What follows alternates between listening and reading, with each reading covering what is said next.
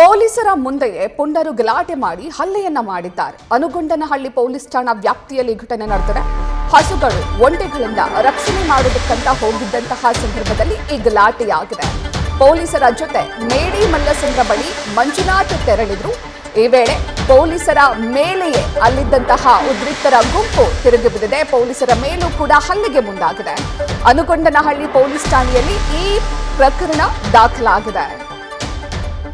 ಇತ್ತೀಚೆಗಂತೂ ಪುಂಡರಿಗೆ, ಈ ಪುಡಿ ರೌಡಿಗಳಿಗೆ ಪೊಲೀಸರ ಭಯವೇ ಇಲ್ಲದಂತಾಗ್ಬಿಟ್ಟಿದೆ. ಪೊಲೀಸರ ಮುಂದೆಯೇ ಗಲಾಟೆ ಮಾಡಿಕೊಂಡು ಹಲ್ಲೆ ಮಾಡಿರುವಂಥದ್ದು, ಪೊಲೀಸರ ಮೇಲೆಯೇ ಹಲ್ಲೆ ಮಾಡಿರುವಂತಹ ಒಂದಷ್ಟು ಪ್ರಕರಣಗಳು ಇತ್ತೀಚೆಗೆ ಬೆಳಕಿಗೆ ಬರ್ತಿದೆ.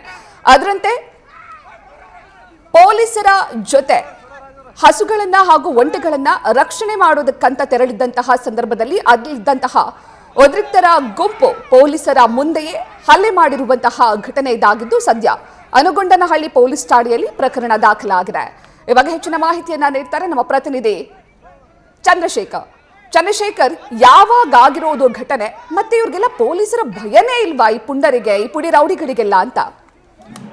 ಖಂಡಿತವಾಗಿ ಪ್ರತೀಕ್ಷಾ, ಏನು ಈ ಒಂದು ಪ್ರಕರಣಕ್ಕೆ ಸಂಬಂಧಪಟ್ಟಂತೆ ಪೊಲೀಸರನ್ನ ಮೊದಲಿಗೆ ಕಾಂಟ್ಯಾಕ್ಟ್ ಮಾಡ್ತಾರೆ ಮಂಜುನಾಥ್ ಅನ್ನುವಂಥವ್ರು, ಮತ್ತೆ ಇನ್ನೊಬ್ರು ಕುಲಕರ್ಣಿ ಅನ್ನುವಂಥವ್ರು. ಇಬ್ರು ಕೂಡ ಅಂದ್ರೆ ಸಂಜಯ್ ಕುಲಕರ್ಣಿ ಅಂದ್ರೆ ಏನು ಮೇಡಿ ಮಲ್ಲಸಂದ್ರ ಬಳಿ ಬಕ್ರೀದ್ಗೆ ಸಂಬಂಧಪಟ್ಟಂತೆ ನೂರಾರು ಹಸುಗಳು ಜೊತೆಗೆ ಒಂಟೆಗಳನ್ನ ತೆಗೆದುಕೊಂಡು ಬಂದು ಅಲ್ಲಿ ಸ್ಟಾಕ್ ಮಾಡ್ತಾ ಇದ್ದಾರೆ ಅನ್ನುವಂತಹ ಮಾಹಿತಿಯ ಮೇರೆಗೆ ಅಲ್ಲಿ ದಾಳಿ ಮಾಡಬೇಕು ಅನ್ನುವಂಥ ವಿಚಾರಕ್ಕೆ ಸಂಬಂಧಪಟ್ಟಂತೆ ಪೊಲೀಸರನ್ನ ಕಾಂಟ್ಯಾಕ್ಟ್ ಮಾಡ್ತಾರೆ. ಅದರಂತೆ ಅನಗೊಂಡಹಳ್ಳಿ ಪೊಲೀಸ್ ಠಾಣೆಯಲ್ಲಿ ಪೊಲೀಸರು 4 ಜನ ಜೊತೆಗೆ ಇವರಿಬ್ಬರು ಸಹ ಅಲ್ಲಿಗೆ ತೆರಳುವಂತ ಸಂದರ್ಭದಲ್ಲಿ ಮಾಹಿತಿ ಏನು ಆಗಾಗ್ಲೇ ಲೀಕ್ ಆಗಿರುತ್ತೆ. ಈ ಹಿನ್ನೆಲೆಯಲ್ಲಿ ಅಲ್ಲಿದ್ದಂತಹ ಹಸುಗಳು ಜೊತೆಗೆ ಒಂಟೆಗಳನ್ನ ಬೇರೆಡೆಗೆ ಶಿಫ್ಟ್ ಮಾಡಲಾಗಿದೆ ಅನ್ನುವಂತ ಆರೋಪ ಕೂಡ ಕೇಳಿ ಬರ್ತಾ ಇರುವಂತಹದ್ದು.